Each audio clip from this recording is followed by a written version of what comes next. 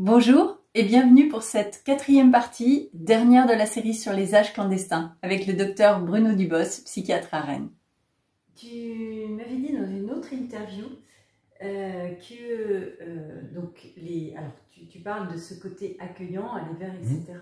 Aller vers et accueillir. Et tu m'avais dit dans les postures d'hommes et de femmes, nous n'avons pas corporellement les mêmes postures. Ce ne sont pas tes mots. Hein. Oui. Ce ne sont pas tes mots. Tu avais dit l'homme a ce côté pénétrant et la femme... Oui, alors c'est pas aussi simple que ça. C'est pas aussi simple que ça. Bon, j'ai simplifié. Pardon. Mais effectivement, la façon... il n'y a pas une façon d'être homme et il n'y a pas une façon d'être femme. Néanmoins, ce qui est sûr, c'est que dans notre développement psychologique, sur la façon dont on est en relation en tant qu'homme ou en tant que femme, et il y a 50 millions de façons d'être homme et 50 millions de façons d'être femme, néanmoins, on a chacun, nous, à titre individuel et très personnel, une façon d'aller vers l'autre et de l'accueillir, tant d'un point de vue affectif que sexuel, que génital. Et c'est les deux pôles chez l'être humain. On a tous un pôle affectif et un pôle génital, et on a des intentions relationnelles qui sont dans aller vers et accueillir. Tu mets pas 3 pôles, tu mets 2. T'as pas le pôle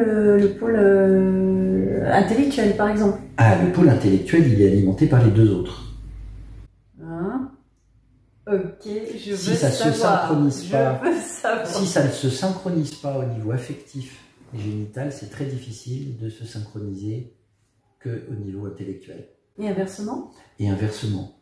C'est-à-dire que, sauf quand on est en grande difficulté, ou qu'on est limité ou gêné par ses sensations corporelles, ou par la façon qu'on a d'utiliser son corps en relation, on peut se synchroniser que sur des choses très intellectuelles, mais il ne faut pas perdre de vue qu'elles ne sont jamais complètement intellectuelles, elles sont intellectuelles et affectives.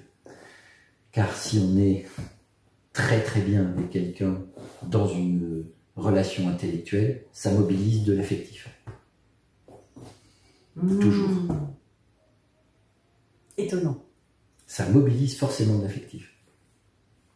Si on a envie de revoir quelqu'un pour continuer à partager avec lui des choses purement intellectuelles, ce que je veux dire par là, c'est que ce n'est pas que l'intellectuel. C'est forcément aussi l'affectif. Oui, parce qu'on apprécie énormément ce moment, voilà. Et cet échange. Et qu'on apprécie ce moment parce que le fait de partager les choses là, ça fait venir des sensations dedans qui sont plutôt agréables. C'est pour ça qu'on ne peut pas enlever le corps du reste. Mais du coup, je t'ai coupé alors. Et donc, ce que je veux dire par là, c'est que du coup, notre développement corporel et émotionnel, qui est physiologique, qui se fait au fur et à mesure du temps, va nous amener corporellement à changer.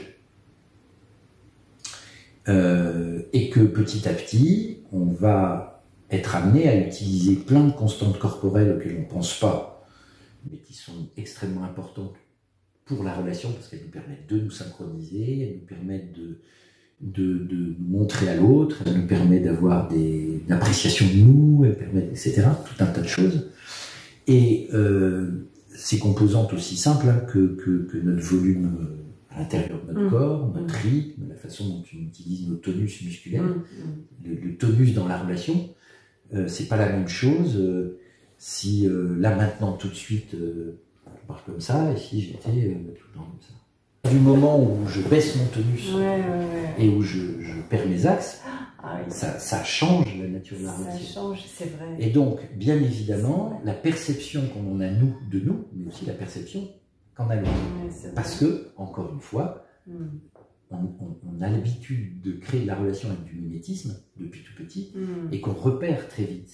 Même s'ils ne sont pas conscientisés, mais c'est lui je le sens pas, c'est bizarre, etc. Oui, c'est pas fluide. Voilà, c'est vrai. Et que du coup, bien évidemment, au fur et à mesure de notre croissance, nos intentions relationnelles s'appuient sur tous ces éléments corporels. La façon dont est posé notre bassin, nos axes du corps, participent à ce mouvement relationnel d'aller vers ou d'accueillir.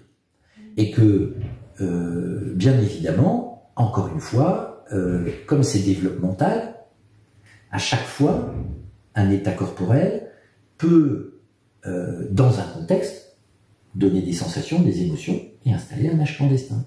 C'est pour ça que chaque âge clandestin a ses compétences, ou son savoir-être et son savoir-faire physique, corporel, émotionnel et relationnel. Ce qui fait que, par exemple, si tu as déjà vu des adolescents se balader en ville, ils progressent en règle générale en troupeau, désorganisés, et ils passent leur temps à se rapprocher, à s'écarter, à se rapprocher.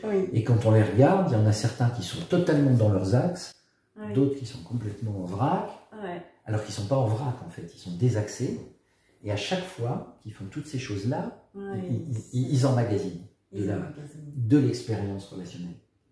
Jusqu'au moment où, effectivement, petit à petit, ils vont installer leur propre façon d'être et leur savoir-faire relationnel, mais qui va s'appuyer pas que sur des pensées, sur la façon dont leur corps est en relation, la façon qu'ils ont d'accueillir les émotions, et la façon du coup dont ils vont aller vers l'autre et dont ils vont recevoir. Et que dans un groupe d'adolescents, on repère très vite ceux qui sont timides. Oui, bon, ça se voit. Parce qu'il n'y a pas mais... la même synchronisation. Et alors cette synchronisation-là, elle n'est pas psychologique, elle est corporelle, fondamentalement. Mais ça se voit aussi dans... Tu vois, moi je m'amuse beaucoup à observer les gens, y compris dans la rue. Et souvent je me dis, tiens, on sent les choses, on sent comment ils font, on le voit comme tu dis, on capte des informations. Et du coup, on peut voir la personne qui est timide, la personne qui est... Alors, oui, alors on peut le voir. Maintenant, il faut toujours faire très attention au fait que on va avoir des ressentis. Et ces ressentis-là, ils sont physiologiques, ordinaires et naturels. Et sur nos ressentis, on va mettre des pensées. C'est vrai, et on peut pas... Et on peut, à partir d'une pensée, émettre un jugement. Oui, c'est vrai. Or, là, c'est problématique parce que on peut très bien émettre un jugement qui ne correspond pas à la réalité de ce qui se passe. En revanche, ce qui est certain, c'est qu'à chaque fois qu'on croise quelqu'un dans la rue, on a des sensations dans nous, bonnes ou pas bonnes, ou neutres, mais on les a. Je peux donner comme exemple, il y a des gens, ils ont ce qu'on appelle de la présence. C'est-à-dire qu'ils n'ont pas besoin d'en faire des caisses, des tonnes, ils sont juste là, ils n'ont pas besoin de parler fort, ils n'ont pas besoin d'en faire des kilomètres, ils sont là, et quand ils sont là, on les remarque. Bien. Ben, si on observe ces gens-là, ils sont dans leur volume, dans leurs axes, parfaitement ancrés, stables, fluides et adaptés. Et donc eux, ils ont eu tous les apprentissages de base, on est d'accord. Tout à fait. Et c'est pas donné à tout le monde. Même si... D'accord. Enfin, je veux dire, c'est pas donné à tout le monde parce qu'on n'a pas tous les mêmes expériences de vie, on n'a pas tous les mêmes corps, on n'a pas tous ça. Néanmoins, ce que je veux dire par là, c'est que ça peut quand même se développer. Oui. Parce qu'effectivement, et c'est donc soit s'appuyer sur des chaînes d'expérience qui ont déjà existé. Je reprends l'exemple de mon monsieur joueur de football américain, qui a récupéré de la présence. C'est ça. Parce qu'il en avait déjà, même s'il avait oublié qu'il en avait, dedans lui, il avait un âge clandestin qui a de la présence. Du tenu, de la force, du machin, de la présence, quoi. Mais sans en faire des tonnes, qui étaient là. Voilà. Mais des fois, les personnes, ils n'ont pas fait l'expérience de ça. Mais ça peut se développer. Mais pas forcément, à ce moment-là, quand on est adulte, pas forcément tout seul. C'est-à-dire que c'est quand même accompagné d'un thérapeute. La grande difficulté de ça, c'est que, alors je sais bien que c'est aussi une réalité sociétale qui est de tendre vers à ce que les individus soient les plus autonomes et qui se guérissent tout seuls. Et je suis le premier à dire qu'il y a des tas de contextes dans lesquels on guérit tout seul. De certaines choses. Voilà, de certaines choses. Sinon, je veux dire, tous les thérapeutes de la création seraient embouteillés, ça serait juste la folie. Donc, il y a des tas de contextes dans lesquels on va spontanément, pas forcément d'ailleurs d'une façon toujours très consciente, mobiliser des ressources, des âges clandestins probablement, qui nous permettent de nous remettre en ordre pour notre vie, et pour nos contextes à nous, et qui sont très différents selon les individus. Mais il y a aussi des contextes dans lesquels, effectivement, ce n'est pas possible seul, parce que mobiliser des expériences qu'on n'a jamais fait, installer des nouvelles compétences, du nouveau savoir-faire, du nouveau savoir-être, ça ne peut pas se faire seul. Il y a des moments où il faut être effectivement en lien avec un thérapeute pour créer un contexte qui permette à la fois d'être suffisamment sécurisant et sécurisé pour pouvoir faire des apprentissages de façon tranquille. Et ça, c'est quelque chose qui est indispensable, et que je ne suis pas en train de dire qu'il faut mettre du thérapeute partout, mais il y a des contextes dans lesquels on ne peut pas, je dirais, faire changer ça tout seul. Ce d'autant que, encore une fois, beaucoup de personnes sont dans des relations insécurisantes dans leur vie, et que le seul moyen qu'ils aient d'être en sécurité, c'est d'être tout seul. Quand ils sont tout seuls, chez eux... ils sont en sécurité. Voilà, ils sont en sécurité, sauf que le problème, c'est que... Et là, on se rend bien compte de la limite de ça, c'est que beaucoup de ces gens-là font de la méditation, et c'est très bien. Le problème, c'est que ça ne règle pas l'insécurité relationnelle à l'autre dans certains contextes.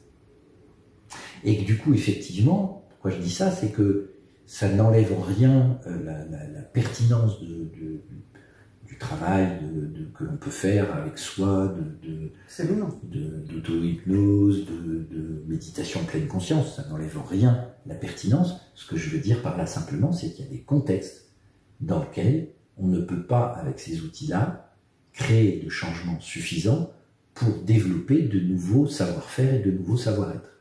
Et qu'il y a besoin d'un tiers avec lequel on puisse être en sécurité. Donc, c'est un thérapeute. Des fois, ça se produit, et c'est pas des thérapeutes, c'est des amis. Une rencontre, un truc qui fait que, à un moment donné, cet ami-là, en lequel on a confiance, va peut-être par le biais de la mobilisation d'un âge clandestin commun, remettre des choses en mouvement, et c'est très bien. Mais encore une fois, il faut un tiers. Et un ami peut aussi être un tiers. Thérapeutique, même si c'est pas, même s'il n'est pas là pour ça. Mais tout le monde sait que, par exemple, quand je prenais l'exemple du chagrin d'amour, par exemple, le fait à ce moment-là d'être en lien avec quelqu'un qui en a confiance et avec lequel on va mobiliser d'autres choses, et justement peut-être des âges clandestins plus positifs, il y a des fois, alors pas tout le temps, mais il y a des fois où c'est tout à fait efficace et pertinent. Et du coup, les choses se remettent en place. Mais ça n'empêche que cet ami-là, c'est quand même un tiers. C'est-à-dire que le sujet tout seul, lui avec lui, c'est difficile.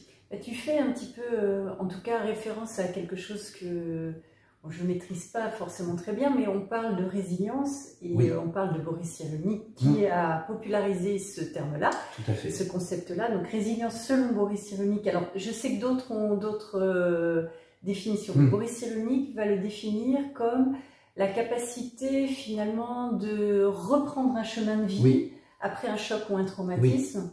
Ça ne veut pas dire un chemin de vie positif ou c'est un autre chemin de vie. Et dans ce cadre-là, il parle des tuteurs de résilience. Donc là, c'est un petit peu ce que tu dis, c'est on fait référence à un tiers. C'est exactement ça. Voilà. C'est un tiers avec lequel on va installer une relation de sécurité et de confiance. Or, le principe même des expériences traumatiques, c'est qu'on crée des liens, donc un monde relationnel qui est notre monde relationnel à nous, dans lequel les liens ne sont pas sécures, dans lequel il n'y a pas de confiance dans l'autre, Ouais. et dans lequel les intentions de l'autre ne sont pas repérées comme des intentions bienveillantes, mais malveillantes ou insécurisantes.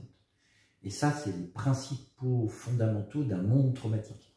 Et que plein de gens vivant des expériences traumatiques, et on en revient encore aux âges clandestins, c'est-à-dire que ça crée une chaîne d'expériences traumatiques, et j'aurais tendance à dire que c'est plus le sujet qui est en lien avec le monde, et son monde traumatique, c'est son âge clandestin traumatique. Quel est son âge clandestin traumatique? Et c'est lui qui gère tout.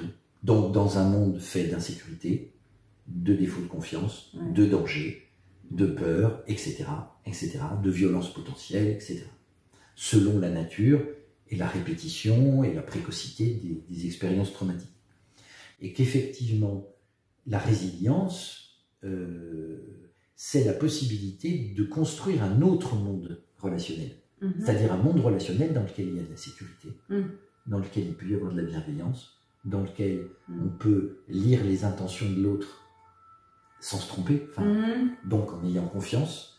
Or, quand on vit dans un monde absolument traumatique, fait d'insécurité, de défaut de confiance, de menaces potentielles, eh ben, il faut ce qu'on appelle un tuteur de résilience, c'est-à-dire quelqu'un avec qui on va pouvoir être dans un autre lien relationnel, qui parfois est la première fois qu'on peut avoir confiance dans quelqu'un.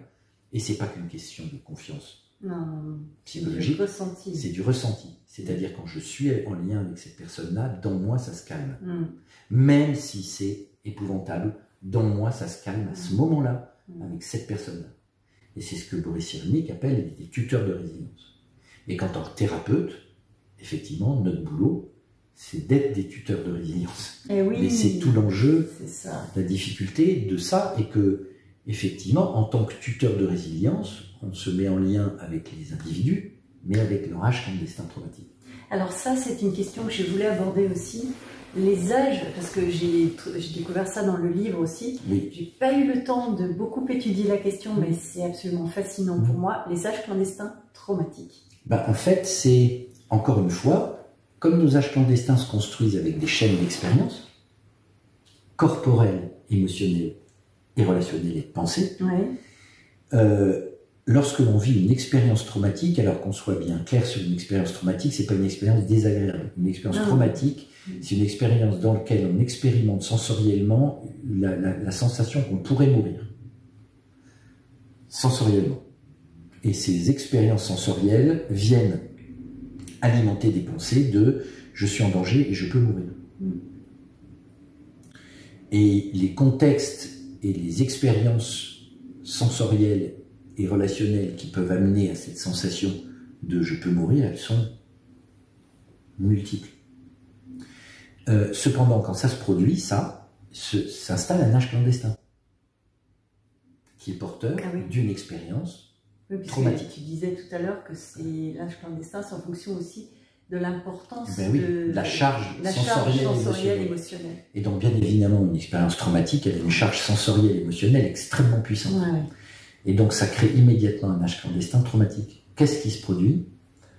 Cet âge clandestin traumatique-là, eh ben, il ne s'emboîte pas à l'intérieur de nous de façon fluide. Parce qu'en fait, quand je parle d'âge clandestin, même si actuellement, c'est pas très politiquement correct de dire ça, mais nos âges clandestins, c'est comme des poupées russes. Je dis ça par rapport à Poutine et à l'Ukraine. Néanmoins, je suis désolé, mais les poupées russes ou les matrioshkas font partie de notre culture. Non, mais on a le droit d'avoir des poupées russes, c'est pas parce qu'il y a une espèce d'injonction. Et donc, ce qu'on pourrait dire, c'est que de façon fluide, tous nos âges clandestins, toutes nos expériences, elles se mettent les unes dans les autres. Et donc, celui qu'on voit, celui qu'on est, c'est la grande poupée russe, celle qui est là. Mais à l'intérieur, il y en a plein d'autres. Mais elles sont toutes emboîtées les unes dans les autres, et en fonction des contextes et des moments, il y en a une qui sort, qui fait le boulot relationnel, puis après elle re-rentre à l'intérieur à la place. Ce qui se passe avec les âges clandestins traumatiques, c'est une poupée russe pareille, sauf qu'elle ne s'emboîte pas avec les autres, elle est à côté. Ah oui, donc là, on parle de dissociation également. Oui, la dissociation traumatique. C'est-à-dire qu'elle est à côté. C'est-à-dire qu'il y a la poupée russe avec une qui manque, qui n'est pas là, mais elle est à côté. Elle n'est pas dedans, elle est à côté.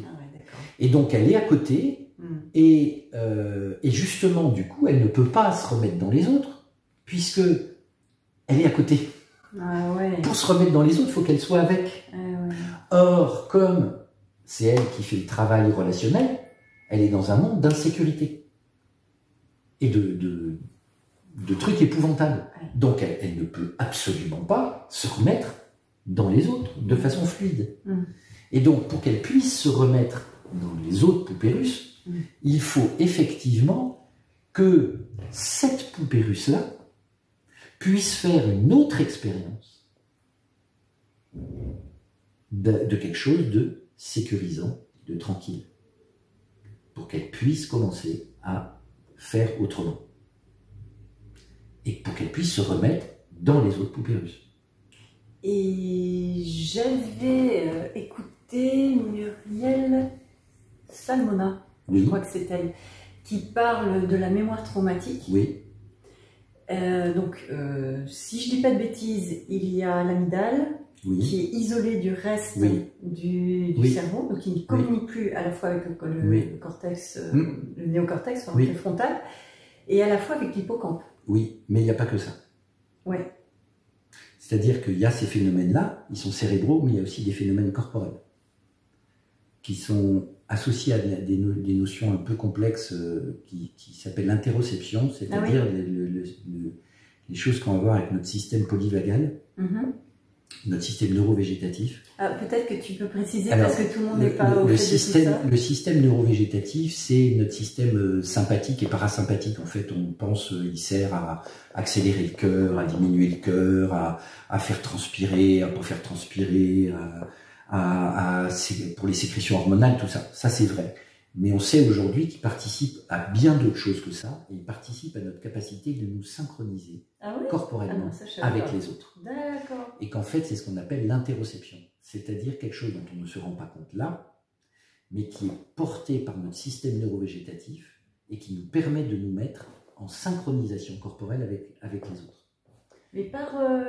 d'accord, ok. Par le fonctionnement de ce système sympathique et parasympathique.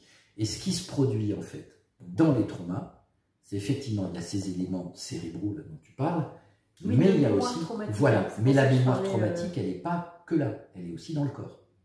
C'est-à-dire que le corps, en fait, ce qui va se passer, c'est que le traumatisme va provoquer un dérèglement de ce système neurovégétatif qu'on a à l'intérieur, dans tout le corps. Il va se dérégler.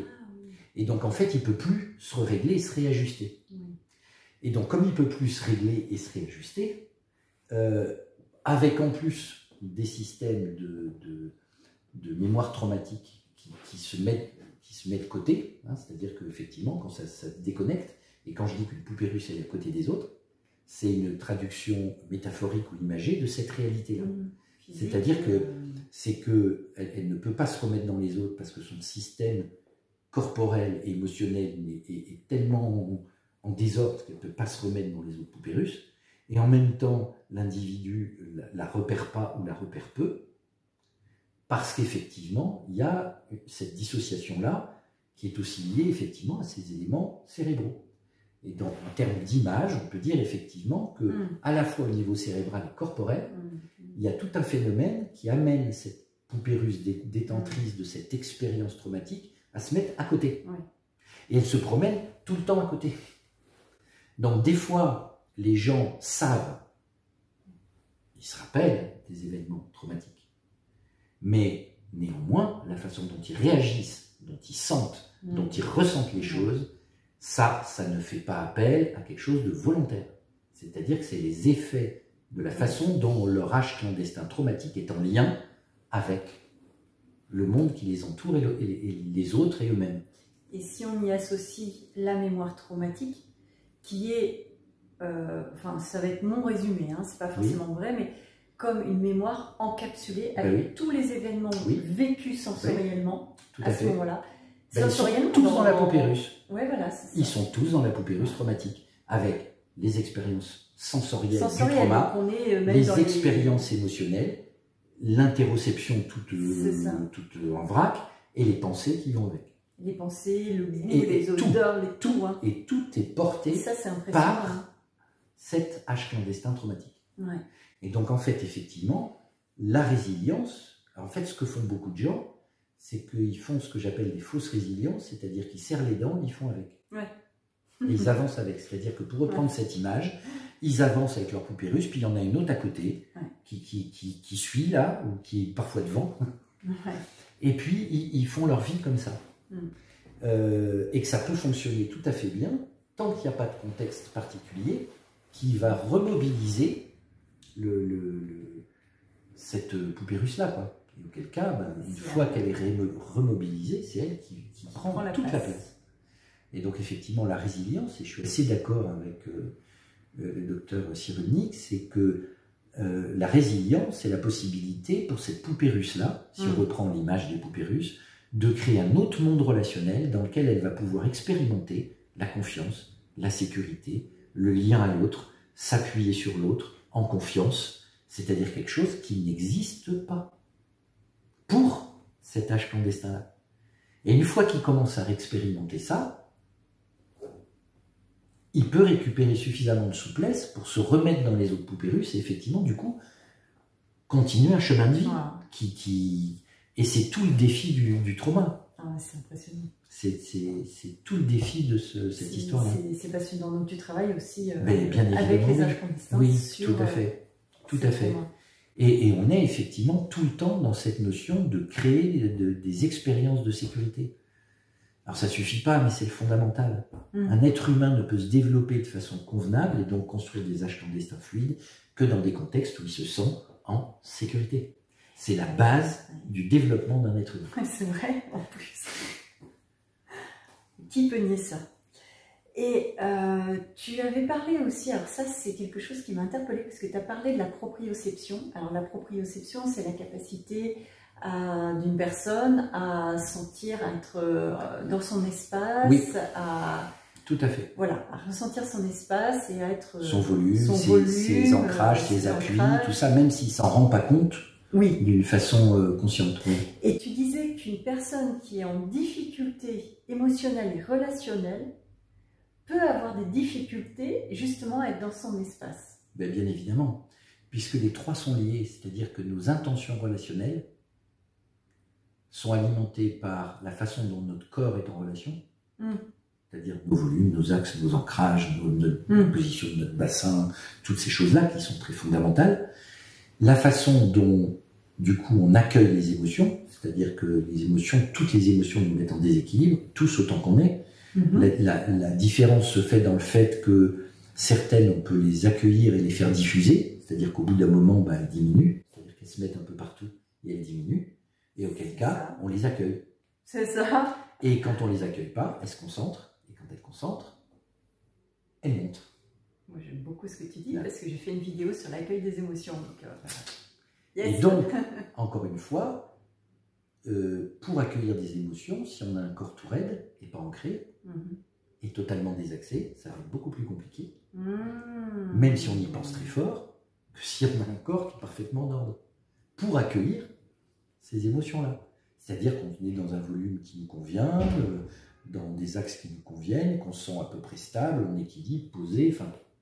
Et que si on n'a pas ça déjà à la base, il est évident que lorsqu'il va y avoir des émergences émotionnelles, elles vont forcément se concentrer beaucoup plus. Et que ça encore, ces habiletés-là, émotionnelles, elles sont aussi très alimentées par nos expériences et donc par nos âges clandestins, parce que bien évidemment, tout le monde sait, et ça va de soi, qu'on n'a pas les mêmes compétences émotionnelles à 5 ans qu'à 40. C'est-à-dire qu'à 5 ans, on sait qu'on est un enfant de 5 ans ou 3 ans a beaucoup de mal à accueillir les émotions et que ça se concentre vite et qu'il les extériorise tout de suite et que ça le met tout de suite en désordre et qu'il peut pleurer fort et qu'il peut se mettre en colère fort et se rouler par terre et ça pose de questions à personne parce qu'on reconnaît effectivement, alors c'est à la fois lié à l'âge mais c'est aussi lié à quelque chose de physiologique, que corporellement et émotionnellement, un enfant n'est pas encore équipé ou compétent, n'a pas toutes les habiletés pour accueillir les émotions, pour non pas être en déséquilibre, mais pouvoir se remettre en équilibre.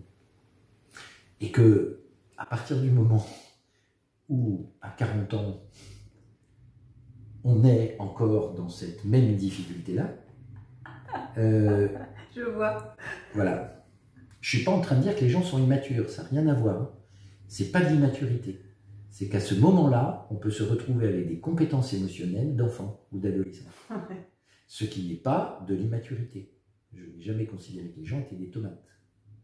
Ah, mûr ou pas mûr. Non, c'est pas possible ça. C'est pas une question d'immaturité. Les âges clandestins, c'est des états, et donc des états sensoriels, émotionnels et de pensée, et qu'ils interviennent aussi dans notre capacité à accueillir les émotions, parce que bien évidemment, nos expériences émotionnelles sont très directement liées à notre état corporel et de pensée, et ça se construit au fur et à mesure du temps et de notre processus de croissance. Donc, forcément, ils interviennent, puisque nos montées de charge émotionnelles, elles sont toujours contextuelles. C'est toujours dans un contexte particulier. On est d'accord. Ou une pensée. Oui, mais une pensée, la pensée, souvent, elle arrive pas toute seule. Donc, elle est alimentée par un contexte qu'on ne repère pas forcément. Ah. On ne le repère pas forcément. Mais il y a forcément un contexte. Oui, c'est vrai. Il y a toujours un contexte. C'est vrai. Est-ce que tu connais la maladie d'Ehlers-Danlos? Parce que c'est la question suivante. Oui. La maladie d'Ehlers-Danlos, c'est une maladie du tissu conjonctif. Oui. Et donc, c'est un impact sur tout le corps, mais sur la proprioception. Donc, dans le contexte, justement, dans lequel on est là, en train de parler de ces capacités-là, alors ça va avoir un impact sur le fait de ne pas repérer son espace et de se cogner, de renverser des choses, une certaine maladresse. Est-ce que ça a un impact sur les capacités relationnelles et émotionnelles? Mais forcément. Lequel? Ça diminue les possibilités de s'adapter au contexte. Qu'est-ce que tu veux dire par là? C'est-à-dire que à partir du moment où le corps, au sens large du terme, perd un certain nombre de compétences, comme cette possibilité de mobiliser du tonus, comment dire, des axes, de se tenir en ordre, forcément, c'est un impact émotionnel, puisque nos émotions sont corporelles. Donc, si notre corps est en difficulté dans nos intentions relationnelles et dans les contextes, forcément, émotionnellement, ça va être plus compliqué. Et forcément aussi, du coup, ça peut mettre les individus qui vivent ça dans des sensations extrêmement désagréables et donc altérer leur possibilité d'être en relation ou influencer la possibilité d'être en relation. Et c'est effectivement un réel problème parce que d'ailleurs, c'est la grande majorité des gens qui vivent ce trouble-là sont souvent en insécurité, sont souvent pas tranquilles, peuvent avoir des moments de dépression, de choses difficiles, parce qu'effectivement, leur outil fondamental corporel, il est en défaillance. Et donc tout l'enjeu, effectivement, c'est de les aider à trouver des solutions pour faire avec. Mais ça a forcément, bien évidemment, une influence sur leur état émotionnel et relationnel. C'est inévitable. D'ailleurs, ce qui est intéressant, c'est que quand on s'intéresse un petit peu donc, à ce sujet-là, alors Ehlers-Danlos ou d'autres maladies, on remarque qu'il y a souvent l'anxiété qui sont notées dans la symptomatologie des... Tout à fait. Voilà. Et donc c'est lié à aussi, entre autres. Entre autres, c'est lié effectivement à la difficulté de se mettre dans ces axes, de s'ancrer, d'installer de la stabilité, parce que la stabilité physique donne de la stabilité psychologique. Et on pense souvent que pour récupérer de la stabilité, il faut penser la stabilité. Le problème, c'est que si on pense la stabilité, mais que corporellement, on ne peut pas être en stabilité, on pourra la penser aussi fort qu'on pourra, ça ne changera rien. Non, c'est ce que tu dis depuis le début, il faut la sentir. Oui. Et j'ai une question par rapport à toi. Qu'est-ce qui t'a amené à observer aussi finement les attitudes, les postures, le corps des gens? Et alors, bien sûr, ta pratique de psychiatre, mais tous les psychiatres ne font pas ça. Non, je sais. Et qu'est-ce qui t'a amené dans cette démarche? y a plusieurs choses. La première, c'est déjà un processus qui est long. C'est-à-dire que quand j'ai démarré mon métier de psychiatre, j'étais sur ce modèle que la pensée est toute puissante. Ah, tu as commencé comme ça? Oui, puisqu'on me l'a appris comme ça. C'est comme ça qu'est notre société. Donc on me l'a appris comme ça, et moi je l'ai appris comme ça. Et donc je me suis rendu compte, là c'est quelque chose de professionnel, c'est que dans mon travail avec les gens, alors il y a des fois certes, c'est tout à fait adéquat, et puis il y a plein de contextes dans lesquels c'était pas si adéquat que ça. C'est ça. Et donc je me suis dit que si c'était pas adéquat, ou que ça ne produisait pas des changements suffisamment intéressants, c'est que peut-être il manquait des éléments d'évaluation et de travail. Et donc c'est là que je me suis dit, j'ai commencé à ce qu'on m'a beaucoup appris en hypnose, à observer les gens, mais du coup on m'apprenait pas à les observer comme je le fais là. Et donc il a fallu que je développe d'autres façons d'observer. Ça m'a pris beaucoup de temps. C'est quelque chose de l'ordre d'une progression au fil du temps, si j'ose dire. Et plus j'avance dans mon métier, plus j'ai la sensation aujourd'hui que... alors déjà, il n'a pas dit ça, et tout le monde le dit, qu'on ne peut pas dissocier le corps de l'esprit et inversement. Mais j'aurais de plus en plus tendance aujourd'hui à penser que dans plein de contextes, le cerveau est au service du corps et pas l'inverse. Et pourtant, je suis psychiatre. Donc on pense que le corps est au service de la tête, c'est-à-dire que le cerveau commande notre corps, ce qui n'est pas faux, mais que néanmoins, je remarque dans plein de contextes, le cerveau est au service du corps. C'est-à-dire que si le corps se remet en ordre, et que les émotions se remettent en ordre du coup, petit à petit, les gens peuvent se mettre à penser autrement. C'est assez fascinant. Je vois ce que tu veux dire.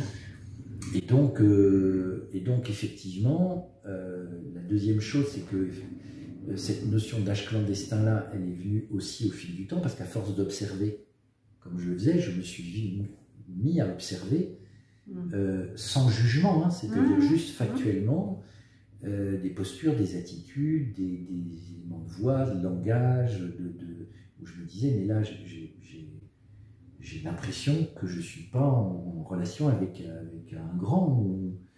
Et c'est pas péjoratif, c'est juste que dans le moment, c'était juste dans le moment.